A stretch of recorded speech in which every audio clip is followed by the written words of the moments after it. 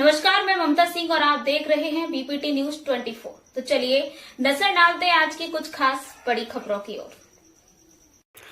सिंगरौली विधानसभा क्षेत्र 80 के लिए रिटर्निंग ऑफिसर की समक्ष स्वतंत्र निर्दलीय प्रत्याशी अतुल दुबे ने नामांकन दाखिल करने के बाद मीडिया से चर्चा की है। सिंगरौली विधानसभा क्षेत्र 80 से स्वतंत्र प्रत्याशी निर्दलीय अतुल दुबे ने सैकड़ों कार्यकर्ताओं के समक्ष भरा पर्चा। अतुल दुबे ने प्रेस कॉन्फ्रेंस कर कहा कि यहां पर भ्रष्टाचार चरम सीमा पर है। चाहे एनसीआर में विस्थापन का मामला हो या स्थानीय लोगों को कंपनियों में भर्ती दिलाने का हो, चाहे शिक्षा, स्वास्थ्य, बेरोजगारी, प्रदूषण, बिजली, पानी, सड़क इत्यादि महत्वपूर्ण मुद्दे, इन मुद्दों पे हम चुनाव लड़ेंगे। अतुल दुबे स्वतंत्र निर्दलीय प्रत्याशी सिंगरौली से विकास दुबे की रिपोर्ट।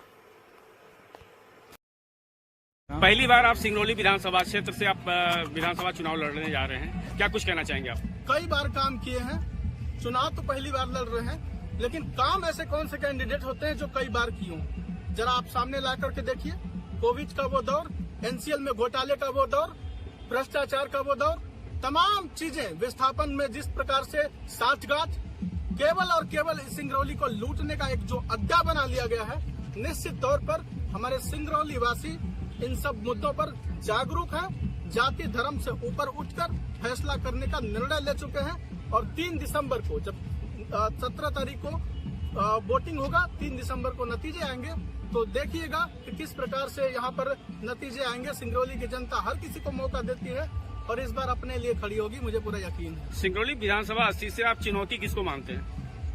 चुनौती हर व्यक्ति को मानना चाहिए। अगर किसी व्यक्ति को ये लग जाए कि हमें किसी चीज से प्रतिस्पर्धा नहीं है, तो निश्चित तौर पर उसकी पतन का शुरुआत हो जाता है।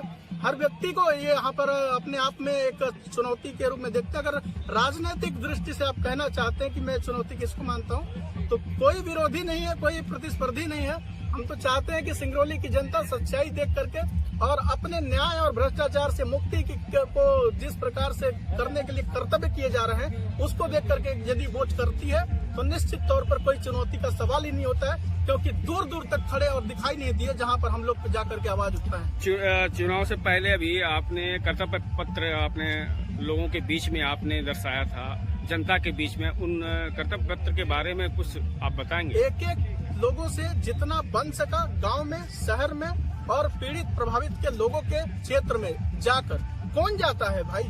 कोई नहीं जाता है। केवल चुनाव में नामांकन भरना और चुनावी रैलियां दो और भीड़, पैसे से बुलाई गई भीड़ जुटा करके लगता है कि हम सब कुछ कर लेंगे। लेकिन हम लोगों ने लोगों की राय ली है, लोगों से पूछा है। 50-50 वर्ष हो गए, एनसीएल एनटीपीसी कभी पूछती है क्या कि आपके समस्याएं क्या है, आपके मुद्दे क्या है? अपने हिसाब से कभी ढक्कन बांटेंगे, कभी कुछ भी बांटेंगे, लेकिन लोगों के बारे में नहीं सोचते हैं। तो हम लोग यही मानते हैं कि जब स्थानीय स्तर पर चीजें, आवश्यकता क्या है, जरूर